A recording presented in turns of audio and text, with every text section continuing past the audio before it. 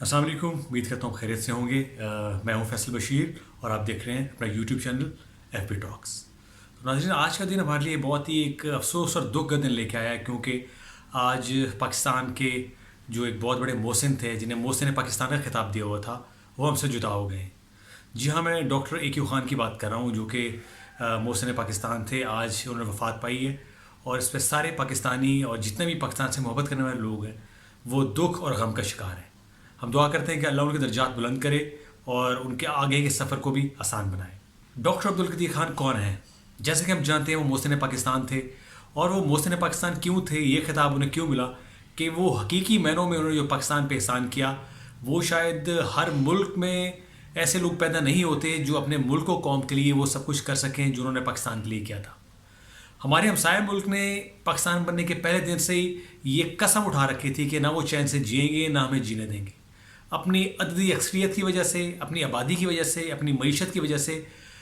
بھارت نے کوئی موقع نہیں جانے دیا کہ وہ پاکستان کو پریشرائز کر سکتا، نہ صرف عالمی سطح پہ بلکہ بارڈر پہ۔ اور ساتھ سونے پہ سہاگا یہ کہ انہوں نے اپنے ایٹمی تجربات کا اعلان کیا اور اپنے ایٹمی تجربات کیے، اور وہ ایک ایٹامک کنٹری بن گیا۔ اور یہ پاکستان کے لیے مشکلات کا ایک اور نیا باب شروع ہو گیا کہ پہلے سے اتنی طاقت رکھنے والا ملک نہ صرف اپنی قوت سے ہمیں ڈراتا رہے گا، بلکہ ایٹمی حملے کا خطرہ بھی ہمارے سر پہ ہمیشہ منڈلاتا رہے گا۔ حکومت پاکستان نے بھی ایک انیشیٹو لیا کہ پاکستان کو بھی ایٹامک پاور ہونا چاہیے، اور پاکستان بھارت کے عزائم سے آگاہ تھا، اور جب پاکستان کو یہ اطلاعات ملی کہ وہ ایٹمی تجربات کر رہا ہے اور ایٹم بم بنانے کی کوشش کر رہا ہے، تو پاکستان نے بھی پس پردہ اپنی کوششیں شروع کر دی۔ تو اس کے لیے جو سب سے اہم بات تھی، ہمیں ایک ایسا ہونہار سائنسدان، ایک ایسا کریڈیبل آدمی اور ایک ایسا محنتی شخص چاہیے تھا جو کہ اپنی انتھک محنت سے کم ٹائم میں ہمیں یہ ٹیکنالوجی دے سکے، نہ صرف ہم بھارت کو جواب دے سکیں بلکہ اپنے دفاع کو مستحکم بھی کر سکیں۔ تو اس کا سہرا ڈاکٹر عبدالقدیر خان کے نام جاتا ہے۔ ڈاکٹر اے کیو خان اس وقت نیدرلینڈ لینڈ میں کام کر رہے تھے اور وہ وہاں پہ سائنٹسٹ تھے۔ تو حکومت پاکستان نے ان سے ریکویسٹ کی کہ پاکستان اپنے ایٹمی تجربات کرنا چاہتا ہے اور اس ملک کو ایک ایٹمی طاقت بنانا چاہتا ہے۔ تو ڈاکٹر عبدالقدیر خان نے ایک لمحہ ضائع کیے بغیر وہاں پہ اپنی اس ملازمت کو چھوڑا اور فوراً سے پاکستان آنے کا اعلان کر دیا۔ وہاں پہ وہ اعلیٰ عہدوں پہ فائز تھے، ایک اچھی تنخواہ لے رہے تھے اور مراعات لے رہے تھے، جبکہ جب وہ پاکستان آئے تو ان کی تنخواہ بھی بنیادی تھی، ان کی مراعات بھی بنیادی تھی، بلکہ میں نے ان کے آرٹیکلز میں یہ بھی پڑھا کہ ان کو جو رہنے کے لیے گھر دیا گیا اس میں کچھ حصوں کی چھت بھی نہیں تھی۔ وہ گھر ایک جنگل میں تھا اور صرف اینٹ اور پتھر کا بنا ہوا مکان تھا، اس میں سہولیات، واش روم، اس طرح کی بنیادی سہولیات بھی نہیں تھی۔ حکومت پاکستان نے ان کو عارضی اور ایک لو کوالٹی ٹائپ کی سروسز پرووائڈ کی، لیکن انہوں نے پھر بھی اپنے ایٹامک تجربات جاری رکھے اور اس استحکام کا مظاہرہ کیا کہ وہ پاکستان کو ایک دن ایٹمی طاقت بنوا کے ہی دم لیں گے۔ تو یہ وہ ان کا احسان ہے جو انہوں نے پاکستان پہ کیا، اور یہ وہ ایسا احسان ہے جیسے کسی طاقتور دشمن کے سامنے ایک نہتہ ہو اور آپ اس نہتے کے ہاتھ میں ہتھیار دے دیں جس سے وہ نہ صرف اس کو پیچھے دھکیل سکے بلکہ اپنا دفاع بھی کر سکے۔ تو یہ سہرا آنے والی نسلوں تک یہ ان کے سر رہے گا، اور آنے والی نسلیں ان کے اس احسان کو کبھی نہیں بھولیں گی، اور ہم پاکستانی ہمیشہ اپنے اس محسن کو یاد رکھیں گے، نہ صرف یاد رکھیں گے بلکہ خراج تحسین بھی پیش کرتے رہیں گے۔ ڈاکٹر عبدالقدیر خان کو یہ ایٹم بم بنانے میں تقریباً 20 سال کا عرصہ لگا، اور یہ 20 سال کا عرصہ پاکستان نے بہت ہی پرائیویٹلی دنیا سے چھپ کے، دنیا کے معلومات، ان کی انٹیلیجنس اور ان کی ٹیکنالوجی سے چھپ کے بنایا، کیونکہ یہ کسی مسلمان ملک کو الاؤڈ نہیں تھا کہ وہ ایٹم بم بنا سکے اور دنیا کی آنکھوں میں آنکھیں ڈال سکے۔ اس کے لیے ہمارے پاس کم وسائل تھے، ہمارے پاس کم پیسہ تھا، کم ریسورسز تھے، کم مشینری تھی۔ سارے وسائل پیدا کرنے میں جیسے حکومت پاکستان کا کردار تھا، اس میں ڈاکٹر عبدالقدیر خان کا کردار بھی برابر تھا اور بھرپور تھا۔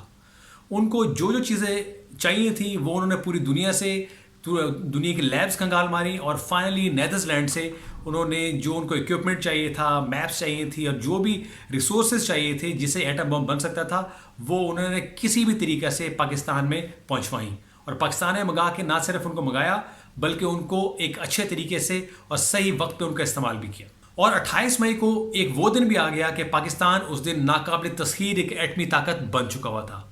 ان کے ہاتھ میں اس ایٹم بم کو آپریٹ کرنے کا جو پروسیس تھا وہ انہوں نے وہاں پہ چاغی کے پہاڑوں میں جو اپنا سیٹ اپ انسٹال کیا تھا ٹیسٹ کے لیے،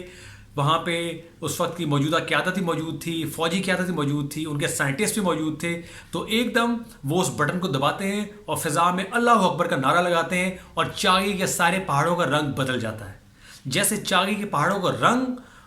فک ہو گیا، ویسے ہمارے دشمن اور بھارت کا رنگ بھی فک ہو گیا، کیونکہ یہ وہ قوت تھی جو بھارت سے کئی گنا بہتر تھی، اس سے زیادہ ایڈوانس تھی، اور اس کے ڈسٹرکشن کا جو میس لیول تھا انڈیا کے ایٹمی ہتھیاروں سے کہیں بڑھ کر تھا. اور یہ آج پوری دنیا اس بات کو مانتی بھی ہے کہ پاکستان کا ایٹم بم کوالٹی کے لحاظ سے، اس کے استعمال کے لحاظ سے اور اس کے فیچرز کے لحاظ سے انڈیا کے ایٹم بم سے کہیں درجہ بڑھ کے بہتر ہے اور بہت ہی ایڈوانسڈ ہے. ایسے ہیروز بہت ہی خراج تحسین کے مستحق بھی ہوتے ہیں، بلکہ ان کو ان کی زندگی میں ہی کریڈٹ دے دینا چاہیے جس کو وہ خود بھی اور ان کے خاندان بھی دیکھ سکیں کہ انہوں نے جو ملک کے لیے خدمات سر انجام دی، ان کو ریاست بھی اپنے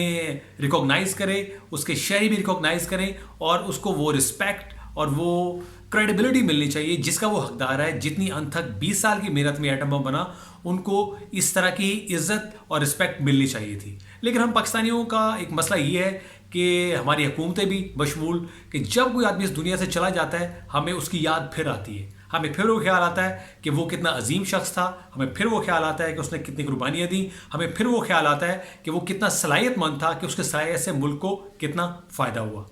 یہ 20 سال لگانے کے بعد ان کی اب آخری ایام دیکھ لیں تو میں نے انہیں کبھی کسی بڑے ایونٹس میں، کسی قومی سطح پہ کسی جگہ کی نمائندگی کرتے ہوئے نہیں دیکھا، ان کو حکومت کی طرف سے کوئی اس طرح کی اپریسیشن ملتے ہوئے نہیں دیکھا، اور ایک ہیرو کا درجہ ملتے ہوئے نہیں دیکھا. اگر آپ نے دیکھا ہو تو مجھے ضرور بتائیے گا. اس کے مقابلے میں آپ ہمارے ہمسایہ ملک بھارت کی مثال لے لیجئے. ان کا ایٹم بم جنہوں نے بنایا تھا وہ ڈاکٹر عبدالکلام تھے، اور وہ مسلم سائنٹسٹ تھے. وہاں پہ جب انہوں نے ایٹم بم بنایا، اس کے بعد جب وہ ریٹائر ہوئے اپنے کام سے، تو انڈیا نے ان کو پریزیڈنٹ تک بنا دیا. تو یہ ان کو وہ رسپیکٹ دی، ان کو وہ